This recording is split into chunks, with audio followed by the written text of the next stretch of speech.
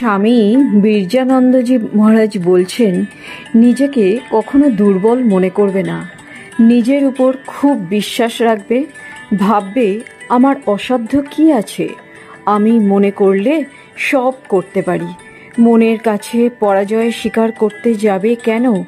জানবে মনকে বশ করতে পারলে সমস্ত জগৎ তোমার বশে আসবে, তুমি বিশ্বজয়ী হবে।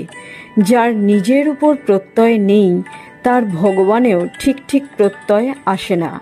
স্বামীজি বলেছেন, যার নিজের উপর প্রত্যয় নেই সেই যথার্থ নাস্তিক।